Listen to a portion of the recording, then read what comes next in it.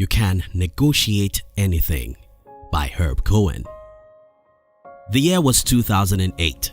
I just went fully into the business world 3 months earlier, and I needed capital as much as I needed oxygen. But there seemed to be no money or resources anywhere in the world until I came across this book, You Can Negotiate Anything. About 1 decade after I read this book, I can tell you that any entrepreneur who hasn't read it hasn't read any book. Okay, maybe I'm exaggerating here.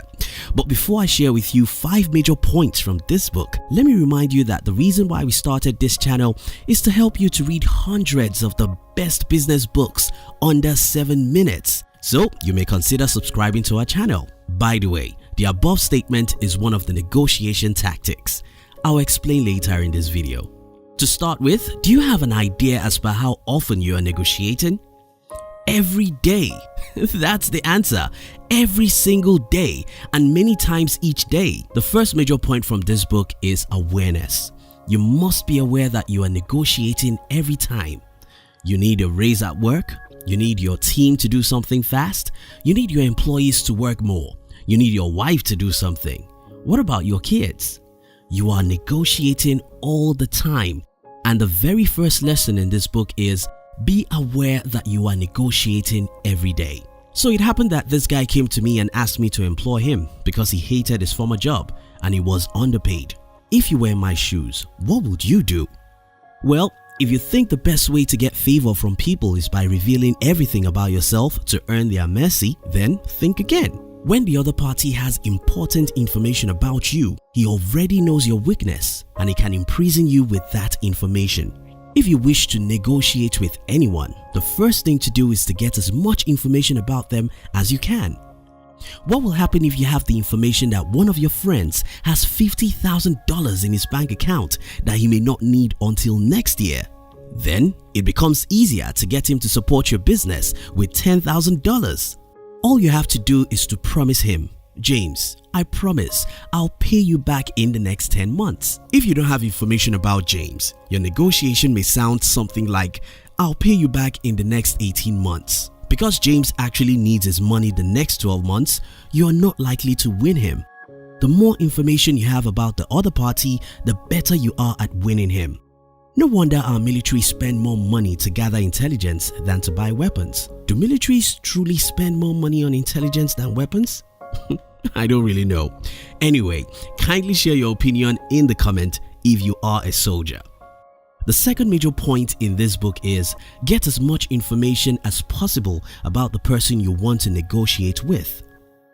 Imagine you're having a business meeting with another entrepreneur. In this meeting, your company and his company will be signing a significant partnership deal.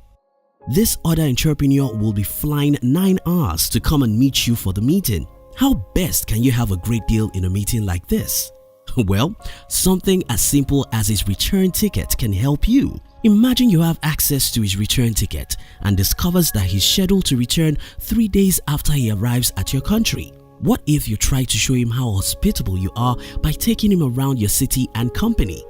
What if you can successfully waste his first 2 days and get the meeting to start just 5 hours before his scheduled return? I'm sorry, that's one of the negotiation tactics Herb Cohen advises you not to use. But the lesson here is simple. Time matters. If I know your deadline, I can outsmart you. Do you wish to buy something?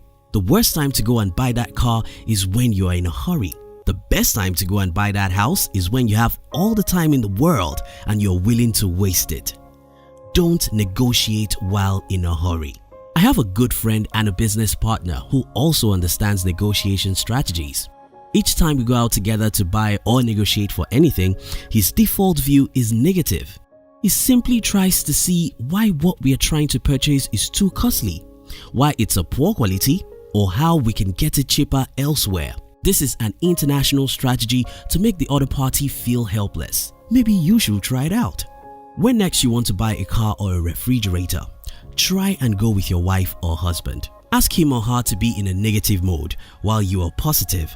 Let your wife look for everything that's bad in that purchase while you try to look for a few things that are good. This way, the seller will be helpless and fear you might move away. This will force him to sell at your best price.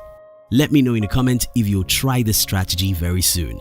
Don't love what you want to buy, or you'll pay extra dollars to get it. Don't let your opponent know that you love what you're negotiating for. Sometimes ago, I needed a friend to finance my business. What is the best strategy to use in this situation? One of the negotiation strategies I used was to let my friend know that he's not the only person I'm discussing with. Did I just use the word discuss? No, I wasn't discussing, I was negotiating.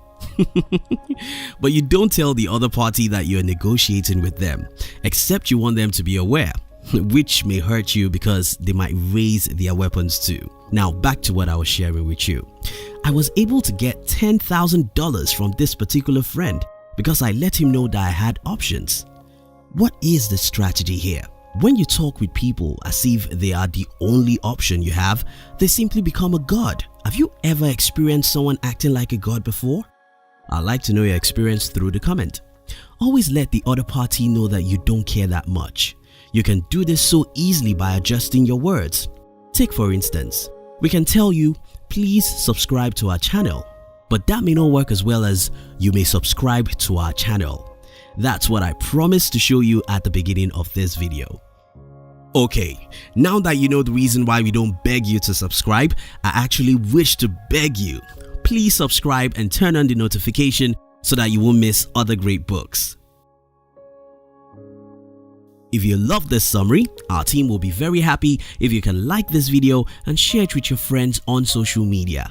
You can look at the description box to download my free business book, which I call The 13 Secrets School Did Not Teach You About How to Be Rich. And look at the screen now to click the next video we recommend for you. We love you.